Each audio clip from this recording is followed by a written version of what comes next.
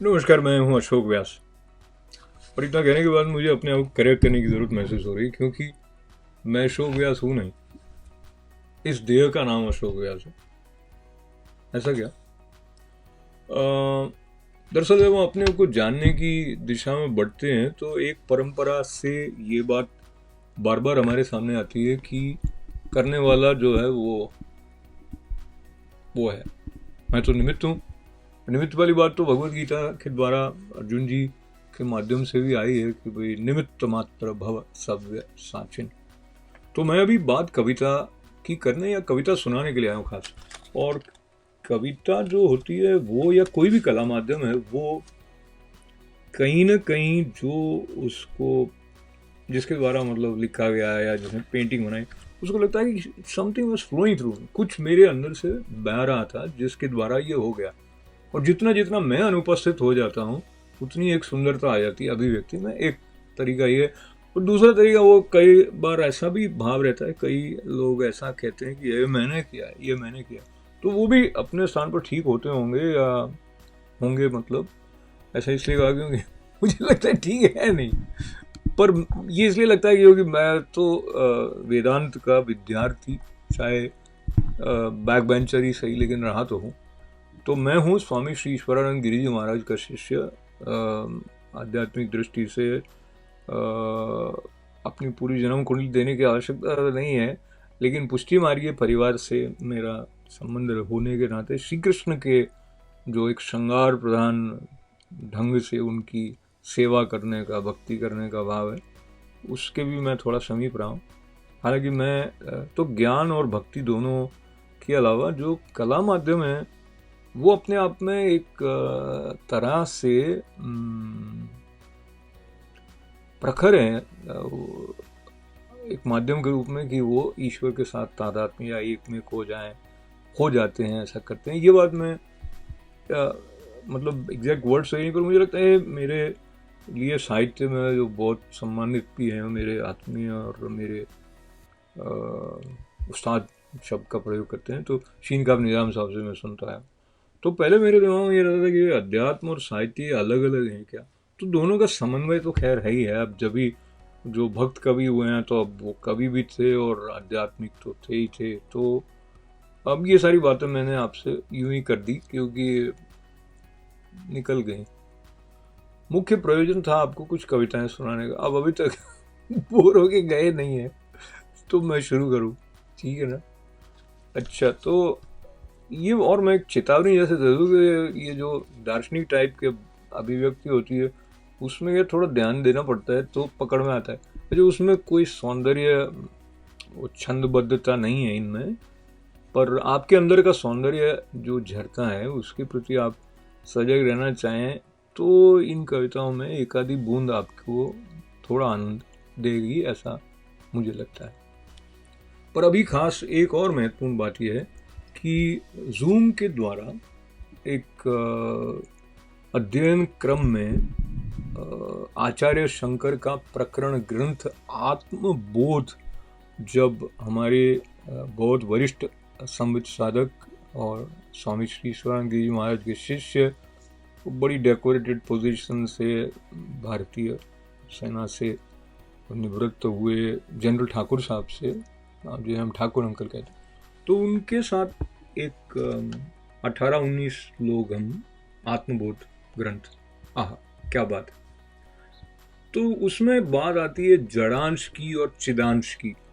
तो अब मैं विस्तार में नहीं जाऊँ, पूरा तो मुझे समझ में नहीं आता, पर ये जो बात हम कहते हैं ना, जो कलाकार कहता है कि भाई मैं तो माध्यम था, तो ये वाली टर्मिनोलॉजी में ऐसा लगता है कि मेरे भीतर में एक तो जो चैतन्य है जो कि सचमुच में वही है, जो कि सबको धारण किए हुए है, जिसको मैं कर्मेंद्रिय, ज्ञानेंद्रिय इत्यादि कहता हूँ, और जो एक सूक्ष्म शरीर है।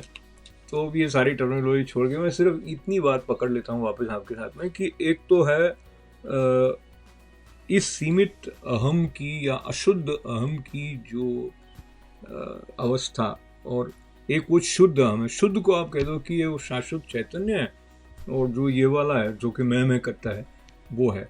तो अब जो कविताएं होती है ना वो इन दोनों के बीच में से होके निकल रही होती हैं, और कभी आप सिर्फ कवि के रूप में देखते हो, आपको ऐसा लगता है यार मैं ऐसा कैसे लिख गया। अब लेकिन इस तरफ से देखो तो आपको लगता है कि हाँ ऐसा ही होता है। अब मैंने 5 मिनट तो ऐसे ही ले लिए, तो मेरे कई सारे श्रोता तो चले गए होंगे, लेकिन जो बचे गए उनके लिए प्रसाद है। तो ये प्रारंभ कर रहा हूँ। पहली कविता है प्रसाद प्रभात का।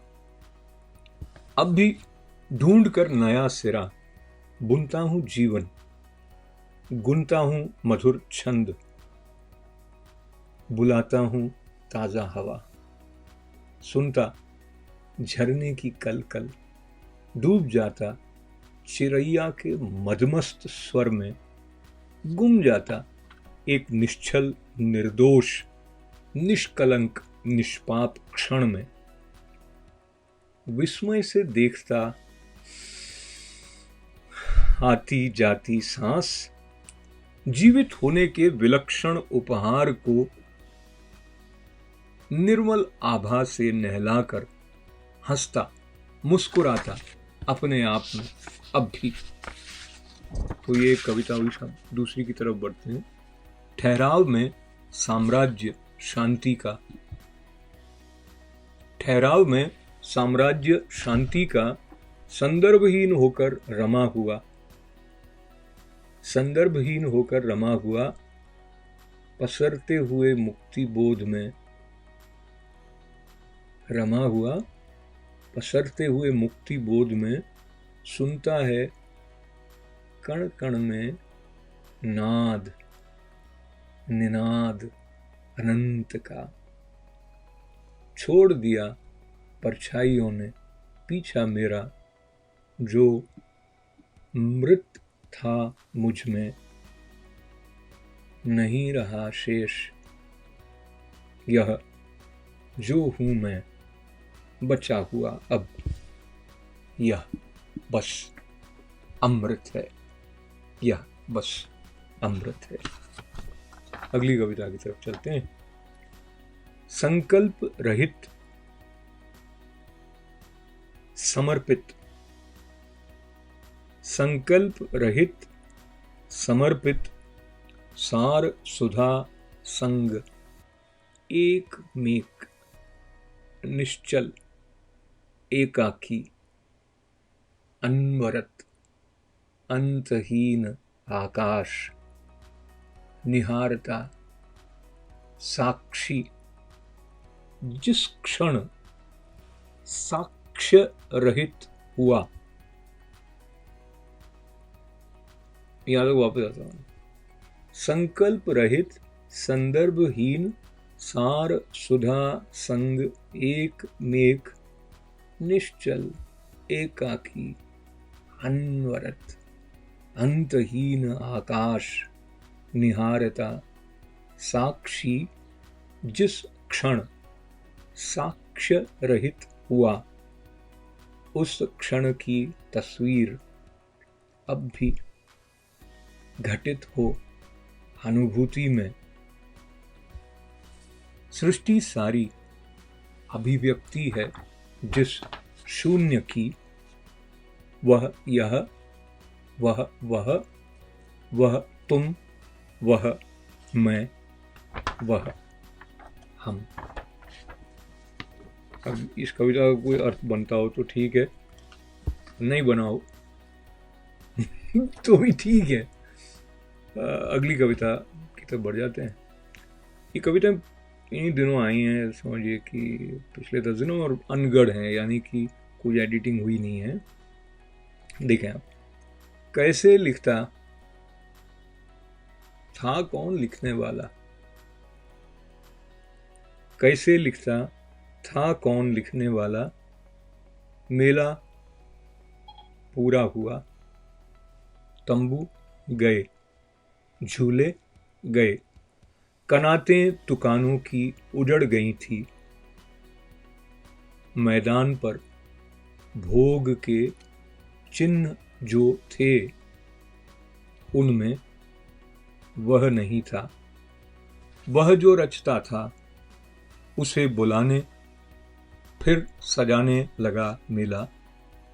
शब्द सत्य संकेत करते भी किसी झूठ की सतह पर चलते तो हैं। शायद इसीलिए और मुश्किल है भेद सत्य और असत्य का। अगली रचना। उसने जो कुछ किया जीना जानने के लिए,